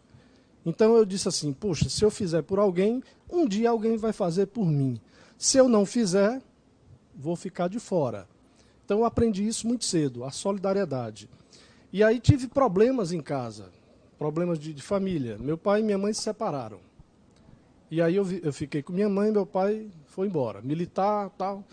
E minha mãe ficou com aquela coisa na cabeça, meu filho, estude, porque só o estudo pode lhe tirar dessa situação que a gente vive. E ficava aquela coisa impregnada na minha cabeça. Quando eu saía, e jovem sai, adolescente vai para o mundo, para as festinhas, ela dizia, meu filho, aí eu parava, olhava para ela, tome cuidado. Aquela frase tinha o Alcorão, tinha a Bíblia, tinha todos os regimentos e preceitos que o mundo pode criar, estava ali.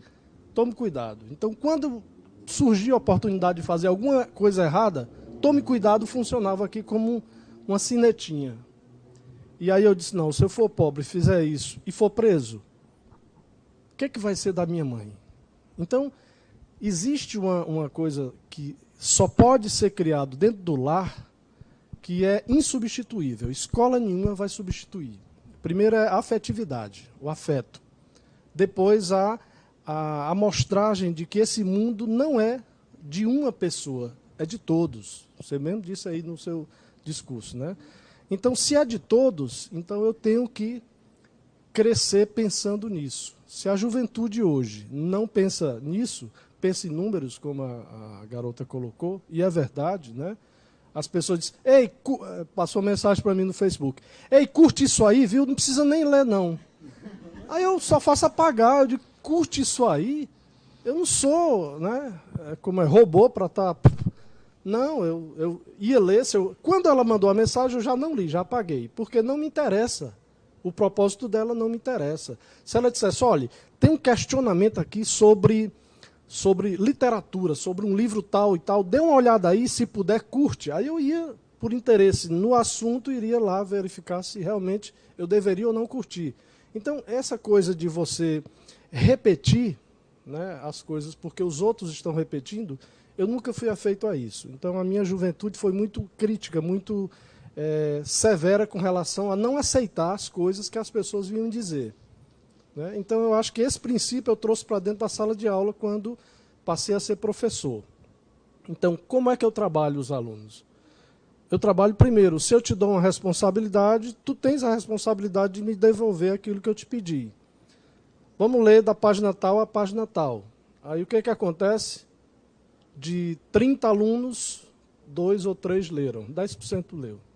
E o que acontece com o restante? A aula não acontece. Eu não posso dar aula para 30 pessoas se 3 leram o texto. Né?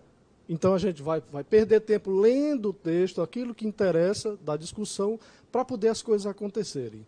Então a juventude ela está um pouco dissociada do mundo prático, do mundo da cultura, do mundo da educação, do mundo, inclusive, da profissão que ela vai exercer no futuro. Ela está muito dissociada, porque lhe falta uma base fundamental, que é a leitura. Uma pessoa entra para o curso de letras e não conhece José de Alencar, Machado de Assis. Então, o que está fazendo ali naquele curso? eu digo, olhe, você vai se dar mal. Não sou eu que vou te reprovar. É você que vai se auto-reprovar. E o mercado de trabalho é muito mais cruel do que eu. Muito, mas muito. Eu sou o seu papai aqui, a sua mamãe. Pode ter certeza. Agora, eu não aliso, não. Nem meu pai, nem minha mãe me alisaram, eu também não vou alisar vocês, não. Então, né, eu quis fazer essa explanação para poder, talvez, instigar alguma coisa dentro do que vocês estavam falando. Né? Desculpe se eu fugi um pouco do assunto. Como a gente estava falando, que uma abordagem muito importante do Rafael, quando ele diz que ninguém é especial. Eu vou citar assim, porque às vezes nosso café eu convido várias pessoas. Hoje eu convidei vários jovens, outros jovens. Aí, jovens que estão até, como se diz, na nossa mídia. E o que é? Para que é? E como é?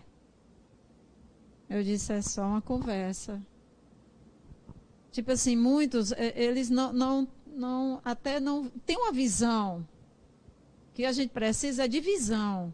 Os jovens precisam saberem, conversar. Olha, pessoas estão, eu chamo, nós somos especiais. Não aquele especial, como se diz, tão soberbo, mas somos especiais aqui, porque somos cada um importantes. E acredito e quero que vocês estudem para ser cada vez mais na área de vocês, não é? E tem pessoas que realmente querem ser bem especiais. E não acha que não tem, como se diz, você hoje está no sucesso, mas você tem que ter um segundo plano.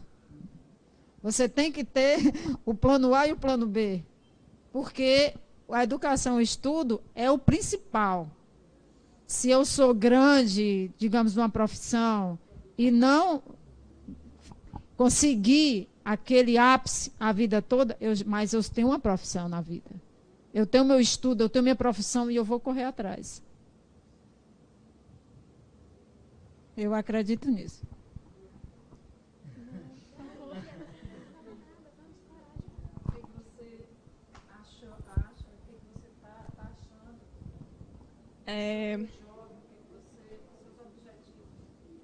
Eu sinto que sim, eles têm medo de serem julgados também com relação às redes sociais, né? Eles estão preocupados em agradar as outras pessoas, em mostrar que são felizes mesmo sem ser. E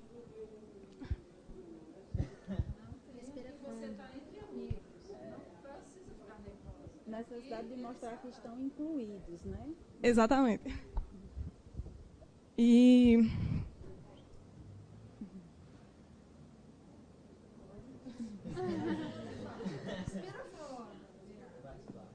mas você concorda?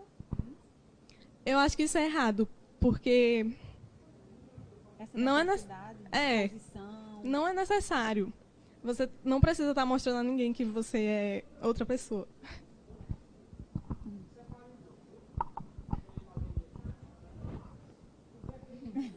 Oi, de novo.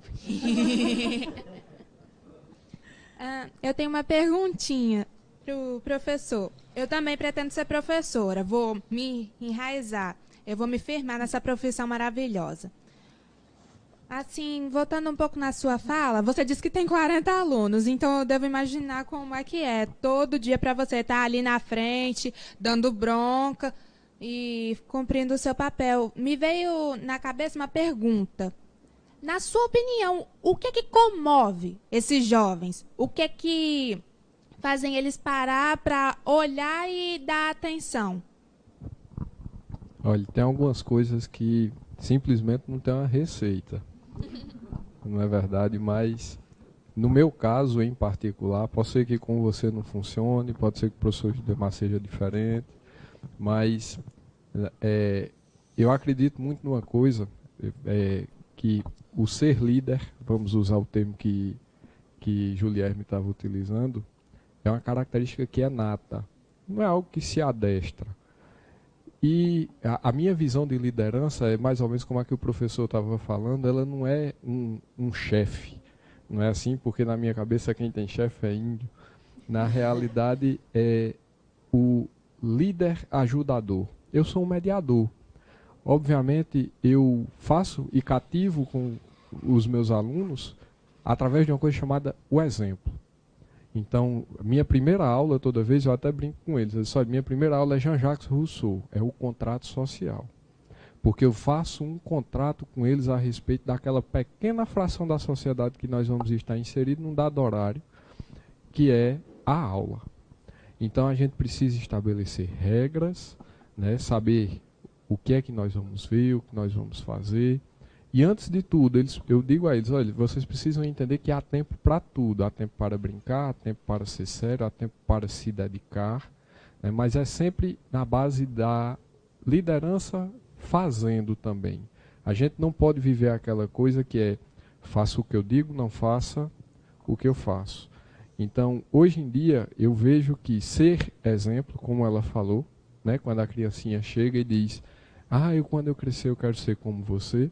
Então eu vejo muito para os meus alunos, né, que muitos deles olham para mim hoje e se veem na mesma realidade que eu vivi quando eu era novo, como eu falei para vocês, das dificuldades financeiras, da ausência do pai e da mãe, né, na realidade da presença da mãe, da ausência do pai.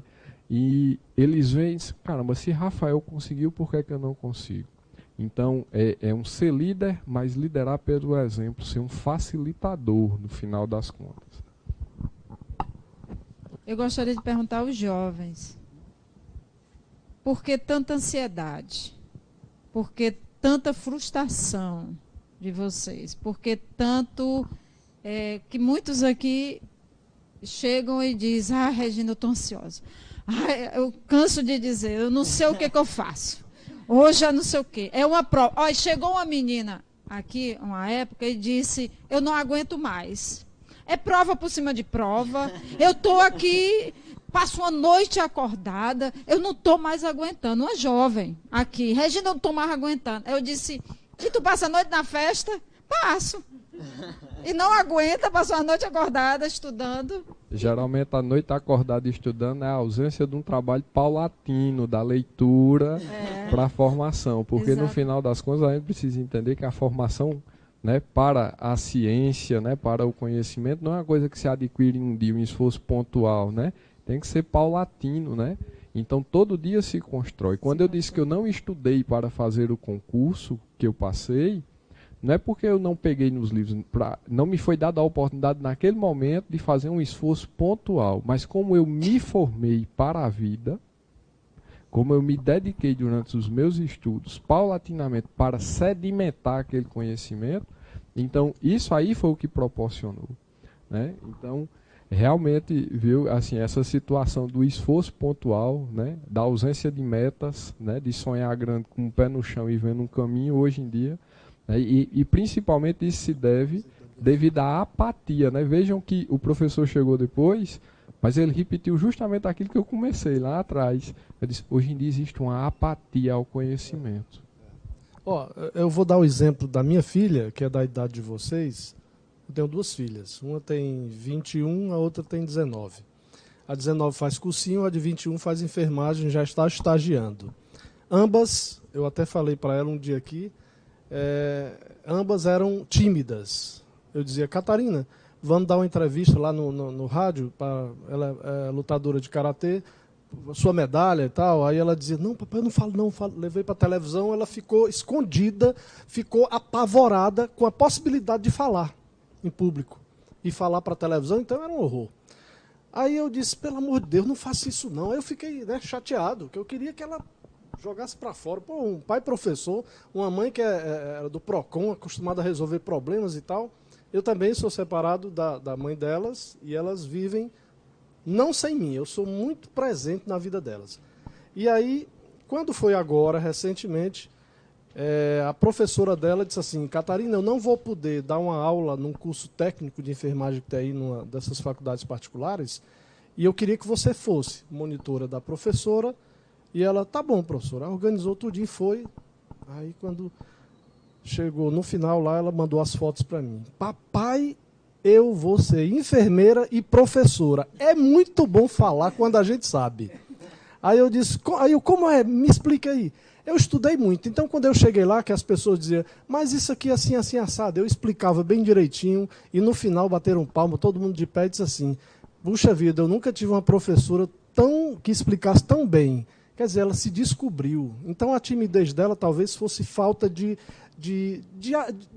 palavra. Ela não tinha palavra para expressar, ela não tinha leitura, ela não tinha conhecimento, mas na medida que ela adquiriu essa leitura, esse conhecimento, até a fala sai mais fácil. Então muitas vezes nos falta largar isso aqui, largar a tela e ir para o livro, essa coisa aqui tão bonita, tão objetiva, tão cheirosa, tão maravilhosa, cheia de letrinhas, cheia de ideias, muito mais importante do que uma rede social. Nem se compara, isso aqui é um horror. Isso aqui, para nós, que já temos uma formação, eu posso brincar disso aqui, eu me dou o direito de brincar disso aqui, vocês não. Vocês têm que estar com a cara no livro. Até você chegar e receber o seu primeiro salário e dizer assim, agora, mesma coisa que eu fiz um leque do dinheiro, agora eu vou acabar com calor em Cajazeiras. Não acabei, mas tomei o que eu queria tomar, minha cervejinha gelada, fiz o que eu queria fazer, viajei. Por quê? Porque agora eu estava empregado, um emprego concursado e tal e tal. Mas antes, você ficar perdendo tempo com bobagem, não. Principalmente quem é pobre, não pode se dar esse desleixo, não é nem esse direito, não, esse desleixo de estar... Vamos ler. Ler é a saída para tudo, é a chave do universo, é a leitura. Eu assisti um filme uma vez, o Anjos Rebeldes, e aparece lá o anjo Gabriel, tentando encontrar uma alma para levar para o céu, que está havendo uma guerra no céu. O filme é brilhante, quem puder assistir, assista. E aí ele diz assim, leiam, estudem, matemática é a chave do universo. Eu já acho que não é só a matemática, é a leitura, seja ela qual for. A chave do universo está na leitura. Né? Nesse universo aqui, a chave é a leitura. No universo que cada um de vocês pertence, a chave é a leitura. Então, quem tiver essa chave vai poder abrir mais e mais universos para poder participar. Eu sempre fui uma pessoa que gostei muito de estudar e de ler. Eu adquiri o hábito da leitura no meu ensino médio, então eu vivi aqui, eu tenho minha cama assim, é um estante de livros, eu sempre gostei muito.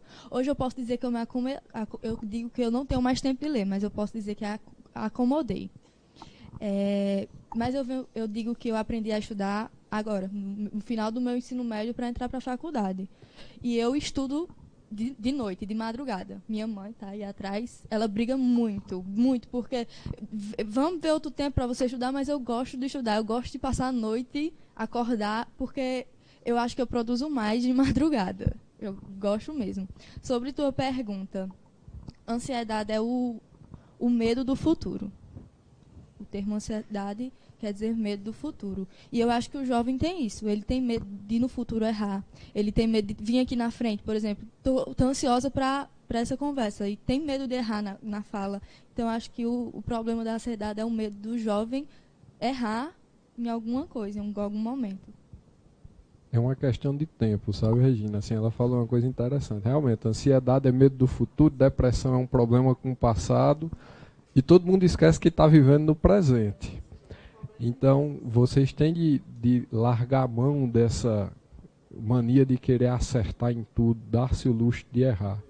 Né? Tem que dar-se o luxo de errar, porque no final das contas o conhecimento se constrói a partir, né, da experimentação, né, do empirismo, fazer. Ora, quando dá certo, ótimo, deu errado, vamos medir, ver o que deu errado, corrigir para não errar mais. Sim, só respondendo a sua pergunta, Regina, da ansiedade, eu acho que nós vivemos num mundo instantâneo, em que a mensagem no celular tem que ser respondida instantânea, senão você já fica criando mil e umas teorias na cabeça. E eu como sou da área de computação, a gente quando tem que desenvolver uma aplicação lá para postar na Apple Store ou na Google Play Store, ela diz lá, ó, a sua aplicação ele tem que ter tantos milissegundos de resposta ou tantos segundos de resposta. Se tiver mais do que isso, a aplicação não vai ser aceita. Ou seja, por aí a gente já tira. Nós estamos vivendo em um mundo instantâneo, ou seja, tudo tem que ser aqui, agora, tudo tem que ser pensado, tudo tem que ser arquitetado, é para agora, então, ou para ontem. Então, é por isso que existe essa questão da ansiedade. Isso só degrada, mas ainda, à medida que a gente vai fazendo, nós vamos nos degradando. Isso é devido a inúmeras variáveis. Eu estou falando como um dispositivo computacional pode interferir também na sua conjectura enquanto ser humano. Claro que isso não afeta só a jovens, mas isso também pode afetar os adultos também, crianças. A gente vê criança lá, tem um vídeo de um bebê que já nasce já tirando uma foto, já sabendo tirar uma foto, já pegando um celular. Então, estamos num mundo instantâneo. Um mundo em que todas as respostas têm que estar aqui e agora. Então, isso intensifica a questão da ansiedade. Isso até por uma questão de professor, a gente faz a prova, agora, por exemplo, 6 horas, vou fazer uma prova. Se o professor não botar nota no sistema, 9 horas eu fico, meu Deus. Pois é, então. Se ele botar a nota no sistema antes das 9, eu vou dar 3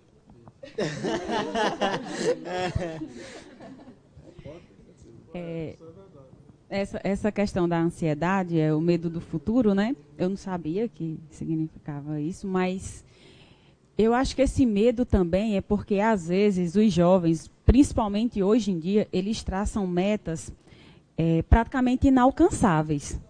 Então, se frustra no caminho porque não consegue chegar. Por exemplo, eu não sei nadar, mas eu tenho muita vontade de aprender e ainda quero aprender. Então, eu simplesmente não posso pensar, eu vou ser uma campeã de natação nessa altura da minha vida. Tudo que você quer, você consegue, basta você querer. Não é bem assim. Você tem que entender que existem limitações. Entendeu? Então, eu quero aprender a nadar, eu vou aprender a nadar ainda, mas eu não posso dizer, porque eu quero ser a melhor nadadora, um dia eu vou conseguir. Não, não é assim. A minha estrutura, a minha idade já não permite isso. Né? Então, quando você começa a traçar, quando o jovem começa a traçar metas alcançáveis, não que só vou querer coisa fácil, porque aí eu não vou me frustrar. Não, mas são coisas que gradativamente você vai conseguindo. Eu acho que a ansiedade, ela vai acalmando, ela vai... Quando você começa a ir conquistando, vendo resultados, né, a partir dessas fases, dessas conquistas. E eu concordo com você com a questão da liderança. Eu acho que tem que existir, até porque nem todo mundo nasceu para ser líder. Realmente é assim. Eu conto o exemplo do meu pai. O meu pai, ele trabalha numa empresa e ele já foi oferecido um cargo melhor para ele e ele disse que não, ele gosta de ser motorista, ele vai ser motorista o resto da vida dele, entendeu? Então, nem todo mundo nasceu para liderar. Então, se tem gente capaz, você tem que incentivar essas pessoas a liderar, entendeu?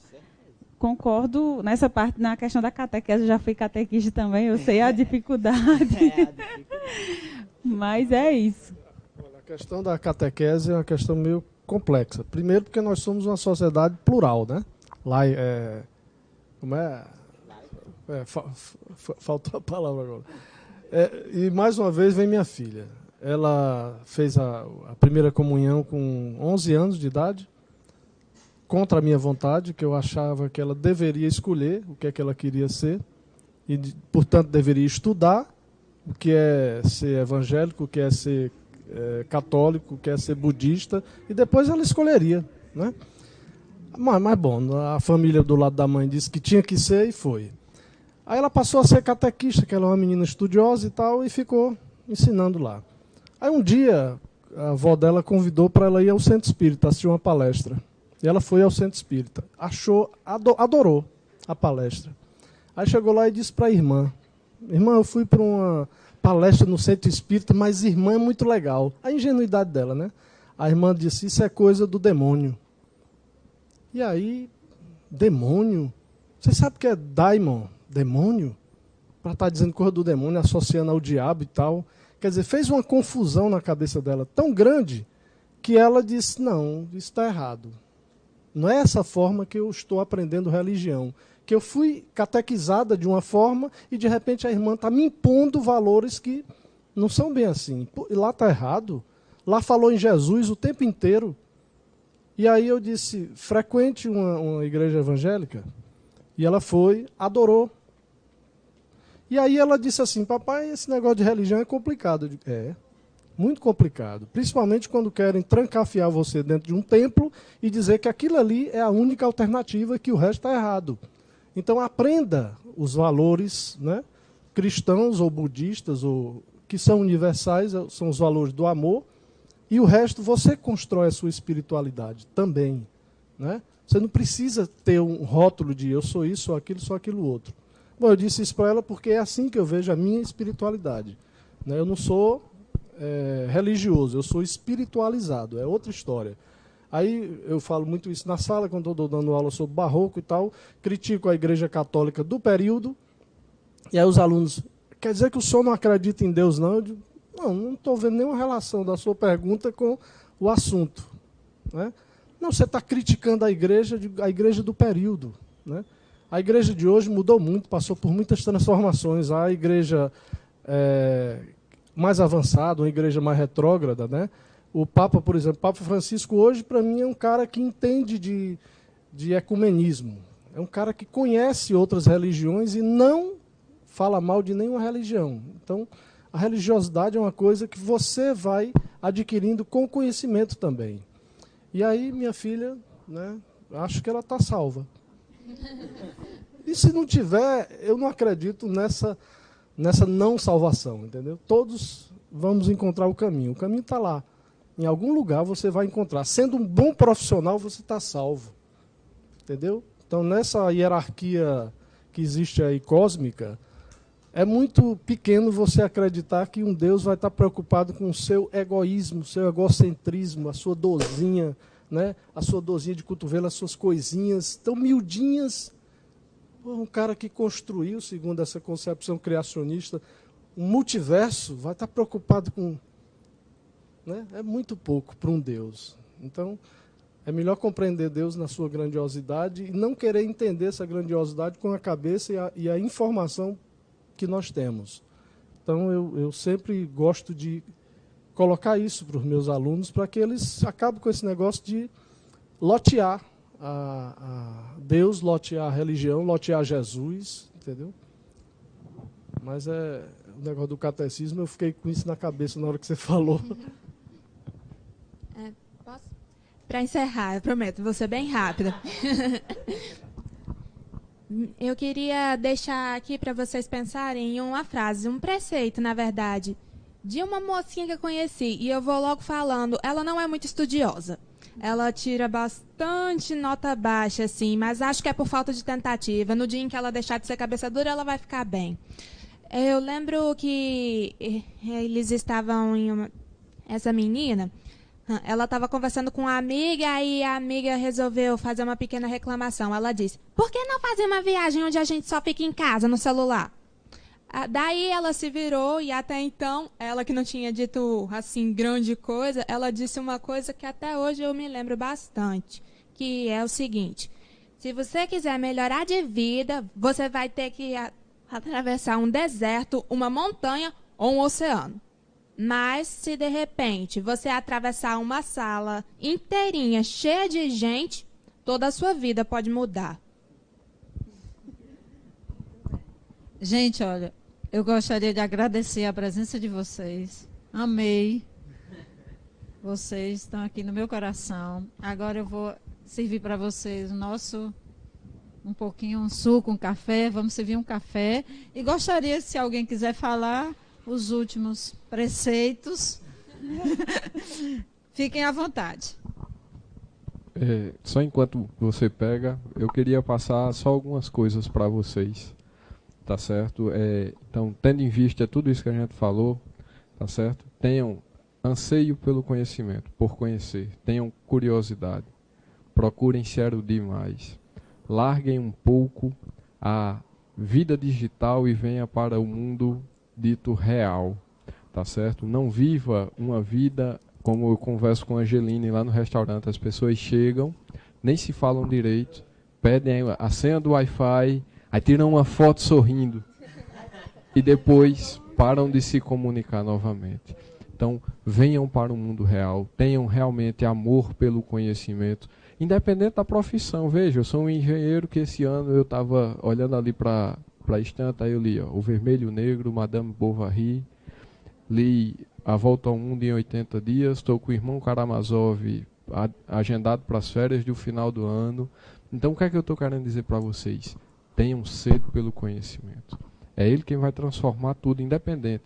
A única certeza que você vai ter é que ninguém vai te tomar e ele vai te levar para algum lugar melhor do que você está hoje. Afinal das contas, educar é libertar, já diziam os padres redentoristas.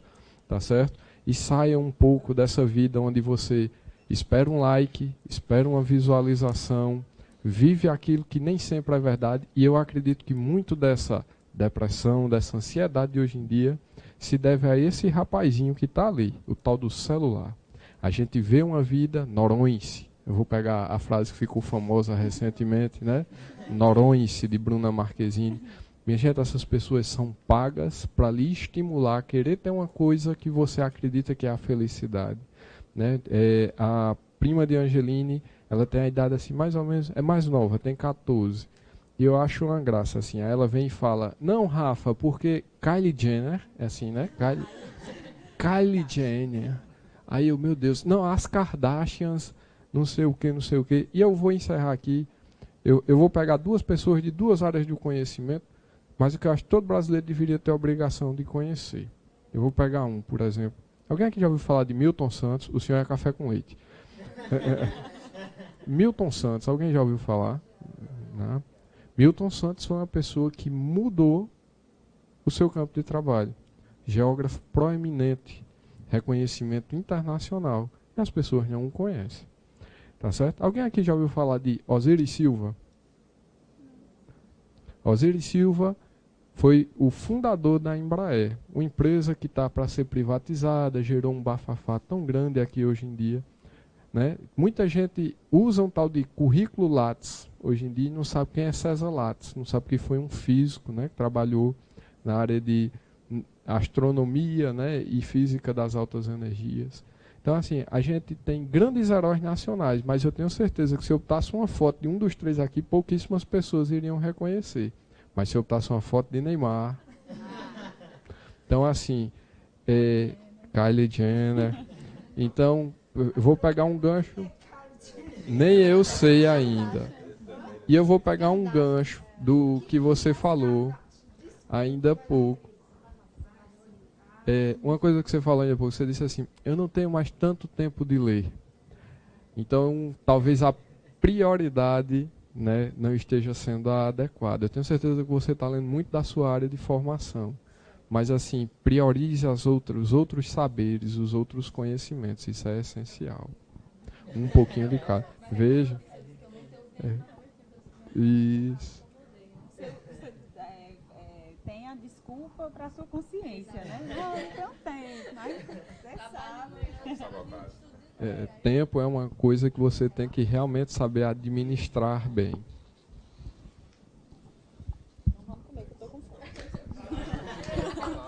Só agradecer aí pelo convite, dizer que aprendi muito aqui com vocês, essa troca com jovens é muito importante e realmente momentos como esse aqui devem existir mais e agradeço mais uma vez pelo convite. Obrigado. Alguém quer falar mais, gente? Pode? Eu queria agradecer pelo convite e pela oportunidade também de falar o que todos nós aqui, jovens, pensamos e fazemos e agimos, e deixar uma mensagem que jovem não é só aquele de idade, mas é aquele de alma, né? Muito obrigado. Você é reconhecido. Porque eu digo para todo mundo, eu não vou envelhecer, nunca. Isso é bom. Então a idade está aqui, ó. Bem, enquanto jovem, eu vou deixar um recado, um lema que eu sigo para a minha vida, e para quem está no meu Instagram, já foi lá, eu deixo essa frase claro. O melhor da vida, a gente vive em offline. A gente no online é uma coisa, a gente tem que viver mesmo offline e aproveitar esses momentos offline, até porque a gente não sabe até quando nós vamos estar vivos e até quando nós vamos ser jovens. Então, a gente tem que envelhecer pensando no mundo offline. A gente não pode pensar só no ambiente online, onde capturar likes e curtidas e isso vai trazer algum benefício. Não, o benefício você tem que fazer profissionalmente enquanto pessoa. Esse é o meu recado. Obrigado. Alguém quer falar? Só também agradecer e dizer que a gente é necessário e precisa também botar como prioridade viver um dia de cada vez e também não se cobrar a si mesmo. É só isso. Queria agradecer também pela oportunidade. Foi uma tarde muito boa e eu vou levar a frase do livro comigo, né? O título. Agora eu esqueci. Vou levar comigo e esqueci. Ostra feliz não faz pérola. Muito bem. Pronto, gente. Agora vamos se servir. E depois vamos fazer uma live. Vamos fazer uma foto. Vamos aqui.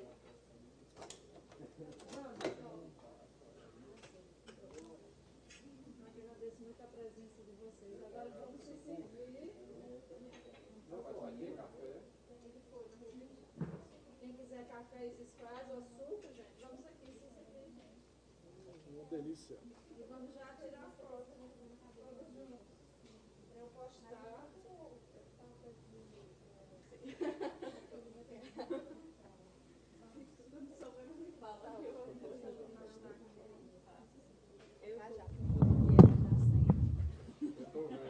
Dieta, né?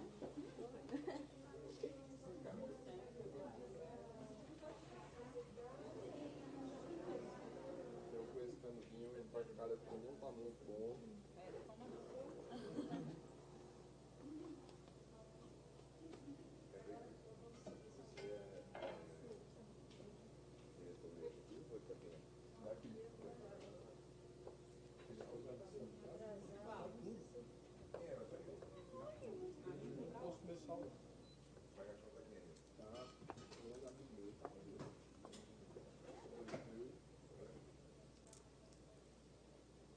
Quem quiser café, suco, tá ali. Dieta do engorda, amiga?